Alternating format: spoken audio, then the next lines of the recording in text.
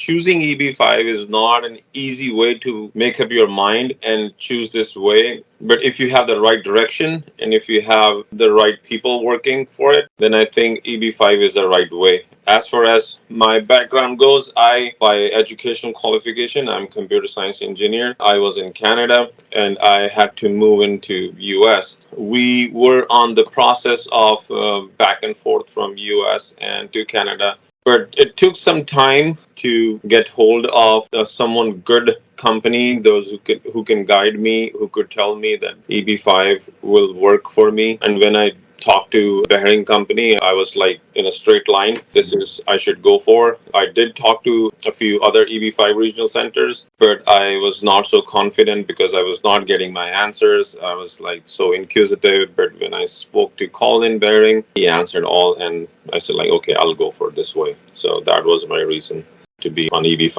route, and I was confident talking to Colin, and I was relieved after my application was done. It was well done, I would say. I didn't choose EB-5 honestly as an investor.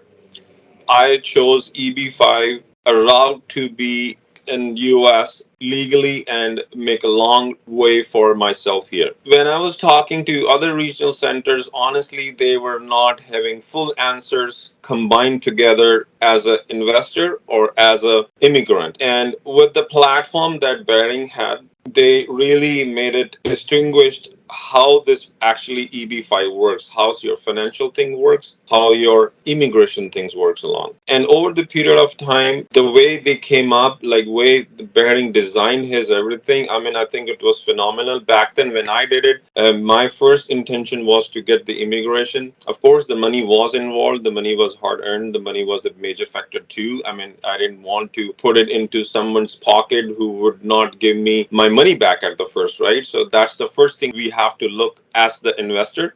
But when everything was explained to me, everything was like crystal clear to me, I did go ahead with Behring, and the way he had put in a way, this is how your financial thing works. Me as a EB-5 investor and him being as a regional center. So he cleared the entire pathway. This is how your money is going to go. This is where the partnership is going to go for the financial matter, for the EB-5 thing. And this is how your application for the EB-5 to UCIS is going to go. So the way he had routed, it was phenomenal. I can say over and over the questions that I had for my EB-5 as an immigrant application and the financial thing, I got my full answer. I usually don't get fully convinced, but after meeting and after having like a couple of meetings with Colin, I think he answered everything. And the third meeting that I had was just signing the papers with him and going ahead with it. Some regional centers, when I started looking for the EB-5 centers, I was looking online for the EB-5 regional centers. I did try to look for EB-5 direct investment route also, but that was way too lengthy. You need to start up the project report like 500 600 pages, and then you have to keep everything track record. But if someone can do it, that's fine, but that was not the way that I would have gone for, looking at so many things that were required. And then I started looking for EB-5 regional centers. I did look at one of the regional center based in East Chicago, and then there was another in California, and then you guys were there. When I had my questions asking them what is the project, what's the longevity of the project, how the money is going to be invested, when I'm going to get my money back, how the money is being seen at the USCIS end, the money that was spent, the money that was borrowed from investors, and how much money you are actually taking from the investors and how much the money you are putting from your own thing, right? That answers, you wouldn't get it. Honestly, none of the other regional center had answered me. Maybe the guy who was, I would say, a salesperson of that regional center didn't have that answers. He's just trying to sell their product. My perspective was, if I'm giving you the money, where is that money being spent, right? Where is the money actually going to go? Is it going towards buying the asset? Is it going towards buying or actually using towards the construction? I mean, the money has to be used towards the end project, towards the project, right? Not just, okay, here's the money flow coming. We have like 80 or 100 people investing into the project. We will buy the project, we will buy the land, and then we will start building it up whenever, we have another funds. So this is when when I talked to Colin that I understand the business side of the project as well. So I asked the same question to Colin, and he had explained me every single bit of it, that we are actually getting 35 investors. This is how much the capital we are trying to raise from the investor side, and this is the capital that we are trying to raise to build the project from their side. And he also explained me like this is 65% of their money and 35%. For example, I'm just giving an example. I don't remember exactly the numbers that he explained me at that time. So it was 65-35 equation, 35 investors' money and 65 of his own money. And this is going to be in these three buildings, and this is how we are going to spend in these many phases. So when you're talking, you're talking to someone who is answering your question, not just your immigration part, but is also the project part where your actual money is going to be spent. And when you see that your money is being actually worked at the project, and you coming to know that, okay, he told me the phase one will be done by this year, phase two will be done by this year, this is how they're gonna project the forthcoming of the third one, and combined together, this is the entire project is. I would say the entirety of the project, the way he explained it, was, I would say, tremendously clear picture given to you, and you would feel confident. Okay, it's just not me who is giving the money, but 35. You're getting more and more clarity of the project when you're talking to someone who is not just telling you about your immigration prospect, but also telling you this is your money, this is where it's gonna go, this is what we are projecting for the returns to come back from that project. That he really got me at that time. It's like, okay, well done. I gave my thumbs up to him for that. I started in 2018. I tell to everyone about Colin. I mean, I don't want to exaggerate, but I just want to bring that thing in there. I just want to tell that my brother-in-law, he immigrated to Canada. He was also dealing with some of the consultant or some of the other center in there, and he would write email from India, and then he would have somebody in there locally, like one of our relative, to have them give a call that he sent a mail, can you please reply to my mail. But in my case, when I would reply to Colin, even till date, I would say even till date, you would get his reply back within the minutes. That's how he responsive. Not just him, but I think when I was dealing with his other team, I don't remember, but he looks for the financial part. He was also very responsive. No matter what, if my accountant is asking that this is what we need, and he would say this is the portal that we have, you can actually download your reports from there. And even if you cannot, then just let us know and we will shoot you your reports right away when your accountant needs it. And or maybe they have some other question regarding how the K1 was generated at the first place, they would provide all the things. And I tell to everyone till date about calling, like this is how one should be, how one should responsible be, right? You have somebody's money on your head, and if he's asking you a question about his own money, you should be responsive. And he was pretty good at it. Not just him, but the entire team, I would say, about the Behring company is a thing like that. Yeah. I asked Colin that if I was okay to go and look at the projects. He was pretty okay with it. He says, like, these are the addresses, you can go look at and in fact, because I was local, so I could actually go and look at the projects, how they were coming up. But his reports were also coming in time, that this is where we at, this is how much we are done with the project, and this is what we plan to do in the coming months. But I think that I won't blame him for that, but it was just the COVID that got hit, and things got delayed a little bit. But ever since, like, uh, when the governments, they opened up, like, okay, the outside construction is allowed to do that, and then I think his project started moving along with that. And and it was just everywhere, it was not just him, but I think the projects from the start date and from the end date, all the phases from the, I would say, from the scratch to the finish, were updates of that were given to, I think, all the investors again. And which is, I think, the most relevant part of it. You should know where the project is, how much jobs have been generated, and once your jobs are generated, you are ready to file your other, I think, conditions for the to be removed, I guess. And probably when the project is done, we can ask the company, okay, the project is completed. And also wanted to add about the redemption, that I was given my money back before the redemption times of 5 years because the project was completed. And he says like, yeah, you're on the top list to be given your money back. I was up for getting the money back during the COVID time, but since all the capital of his were delayed because of the COVID, and I was told like it will be a first quarter of 2020, but I think I got it. Aaron was very up for it, and he was saying that, maybe by the late second quarter or the first month of the third quarter, you should have your money. And I did get it in the late second quarter of that year. Security was, I could see the projects by myself.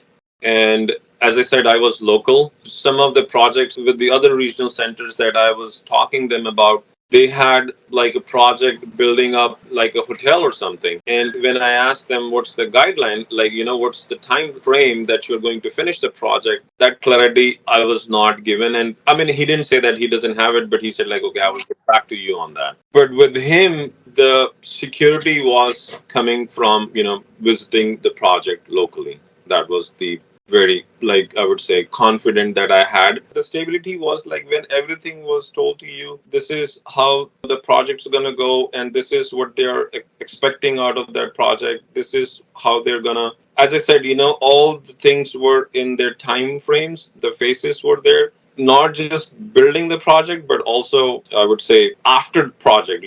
So say like you build up one building, and what you have to do with it. Are you going to sell it afterwards, or are you going to first lease the building and then sell the project? So when you come to know of all those aspects of your business, all the aspects of your project, then you have, you're secured, and there's a stability of the project. So they're not just building up and then putting it in the market, and then there is no buyer because they don't see it. But when you selling your business, you have built it up, you have put it on the lease, it was 100% leased. That was also given in one of his material, that the project has been fully leased. That's the stability that you're seeing on the other side. And that's how, I was fully confident about his project. Yeah, mine application was approved before the COVID. I think it was approved, I applied in 2018, it was approved in 2019 in March, April, I think. But when COVID had hit, I did have some concerns regarding his building, because the third was under the final phases.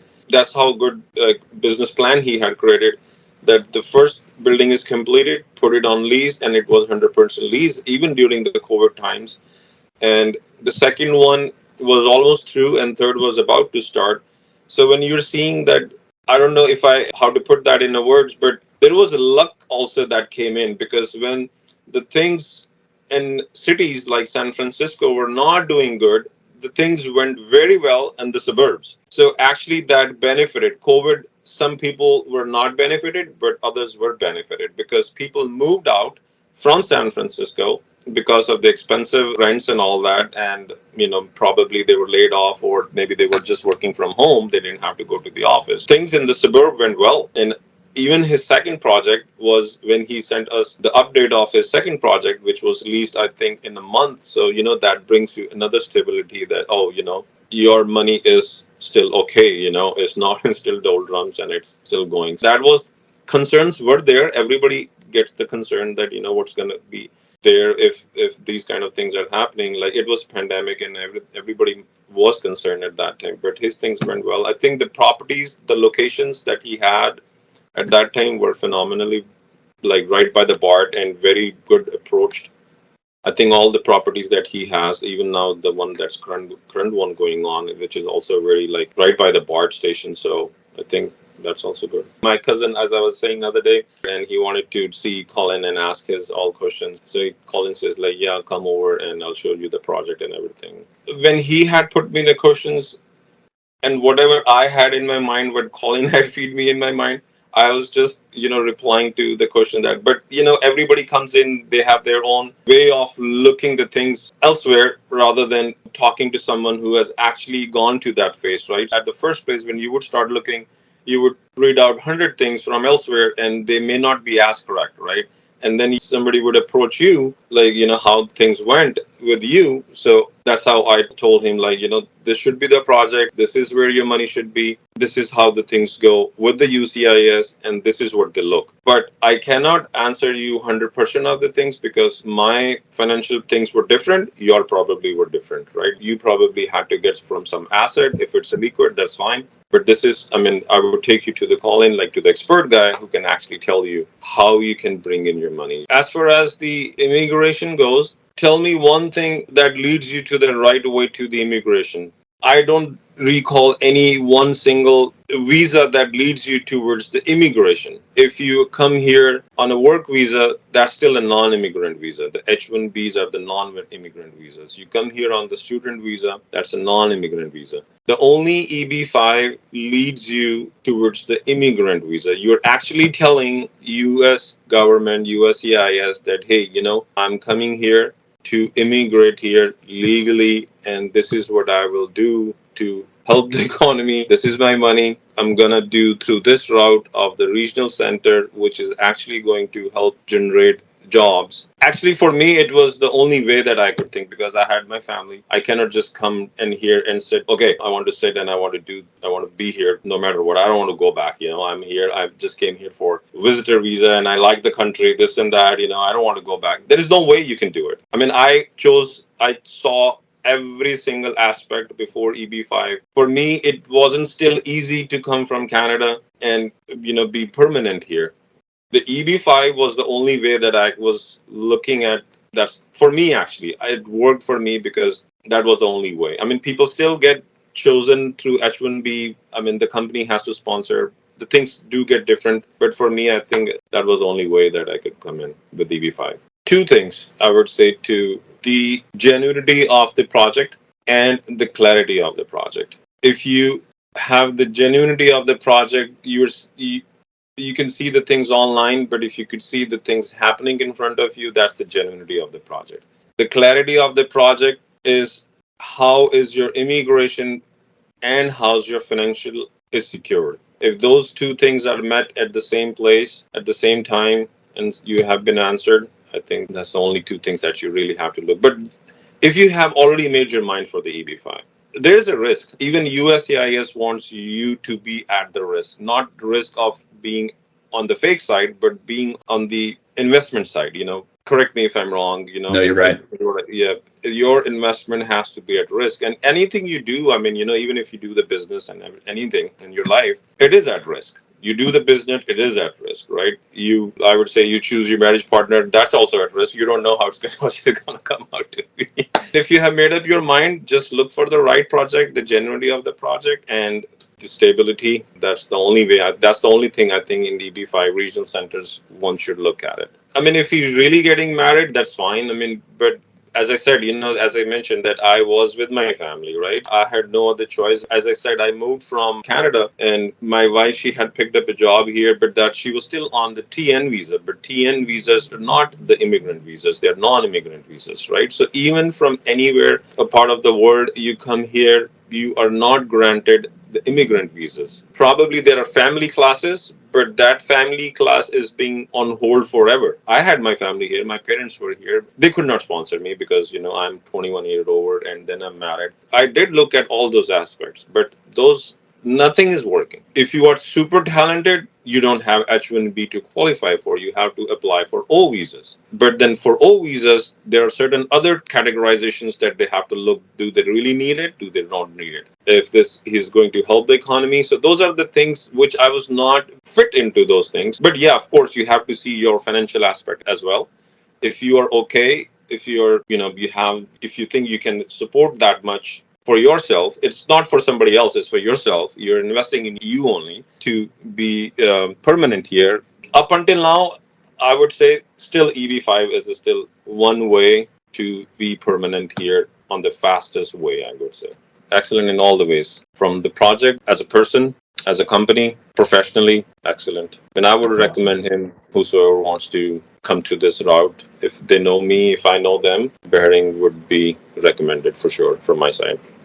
I didn't look, but I was informed by my other relatives, and they told me this is also one of the project. This is also one. There was one in Texas also. They referred me, and I said, like, okay, what is it? And I could analyze what they would probably be doing in there. And I could answer their question, what if that happens? What if the project gets stopped? Because the simplicity of the project of Behring site, like, building the projects for the residential building really knocked me like, oh, this is really something, that can help anyone if he's doing this way. Because I remember one of the project was in Texas. They were putting up, I think, solar farms, and I think their project was stopped because the birds were actually getting killed because of the rays and all that. So they would pass from the panel of the solar thing, and the bird would actually get burned. So their project was stopped. And I also told my other relatives that if someone has to really invest in someone's project, better to go and look at it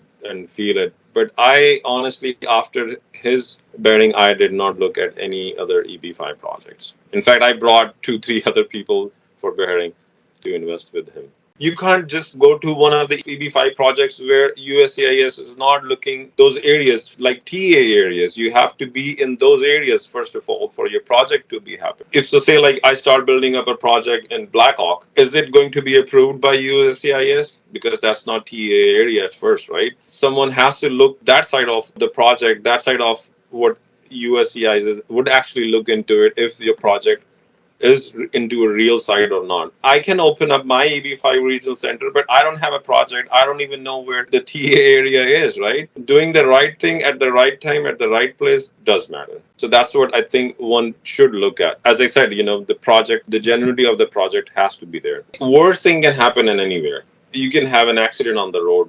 You're driving right, but somebody else can hit you, right? Oakland, yes. I mean, the name itself, raise your ears. Oh, really? My investment is going to be in Oakland. But I think there are good pockets where the good things are happening. And especially when a company like Behring are putting their millions of dollars into a project where they're not going to dump it, right? If you have 80 people in that project and you have, so say, for example, $1 million, $80 million is there, but he is building 110 floors or 100 floors, for example, the money that is going to be invested over there is probably 500 million. Look at those aspects also. If he's building and if you are putting, is it a right spot or not?